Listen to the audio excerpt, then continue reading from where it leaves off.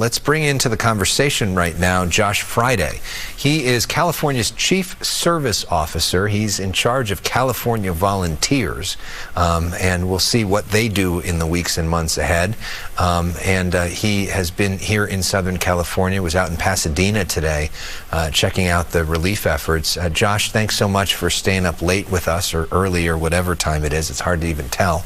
But before we get into where we go from here, can you talk to us about what you saw up close and personal today? Absolutely. It was harrowing. I was at the convention center in Pasadena, which has turned into a shelter. There was about 1,200 people there, including a nursery, an entire nursing home full of seniors who had been evacuated and were staying there in the evening through the night and set up there. There were families. I saw a young boy who was helping distribute food who had ash on his face, and you could see families, struggling and choking from the smoke, and people with their pets. And it was, this is a devastating, heart-wrenching time. But I also saw incredible, inspiring work from our first responders. Members of the California Service Corps were there helping run the shelter, along with the Red Cross. So people are stepping up to support their neighbors and their fellow Angelinos in a big way. California Service Corps is something that you all work on. That's helped training, especially young people, to serve their communities. There's a lot of people that want to volunteer right now, who want to help. What's your advice for them? Yeah, and we see this in natural disasters where it brings out the best of Californians. People do want to step up and help and volunteer, and people are asking right now, what can they do? And the truth is, the most important thing that people can do now is to be safe, to sign up for alerts at ready.ca.gov, and to heed the advice of the evacuation orders from local officials. However, we also want to make sure that people are preparing for power outages. Even if they're not directly impacted by the fires, they could also be impacted by the power outages.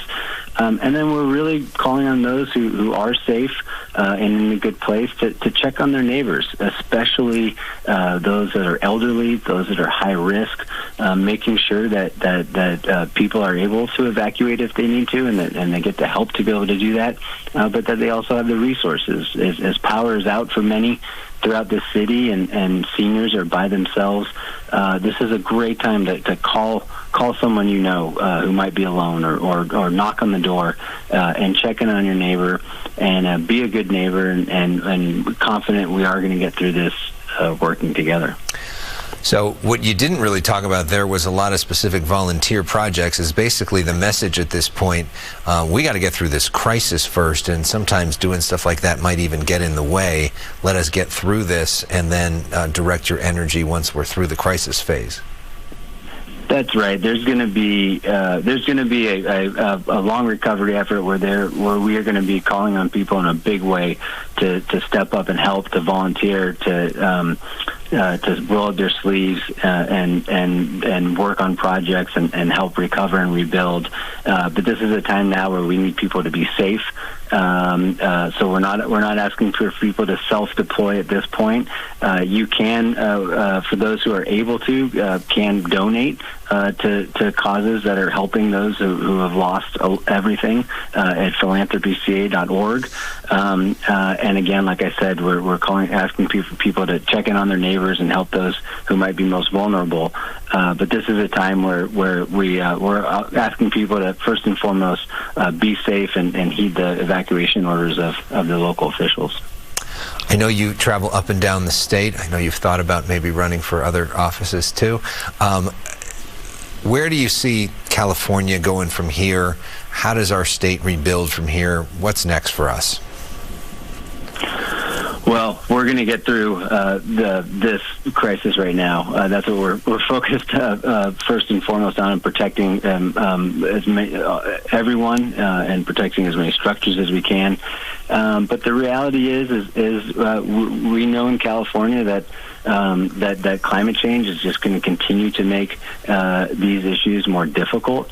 That we have an insurance crisis that we're going to have to continue to tackle and deal with, and that we have to build communities that can withstand these types of environmental conditions as our environment changes. And so I think we're confident, and the governor talked about it today, about being optimistic about our how we're going to recover and our ability to rebuild. Is that we're gonna do this by calling on people to come together, by working together and asking people to serve and help, and that's what's going to be coming in the weeks and months ahead.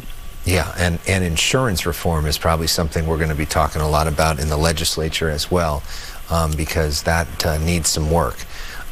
Josh Fryday, thank you so much for your work to volunteer and to make our community better. I'm sure we'll be talking to you about those efforts in the weeks and months ahead, but we appreciate you calling in, I guess, in the middle of the night right now, and I look forward to talking to you going forward. Thank you, Alex. Appreciate it.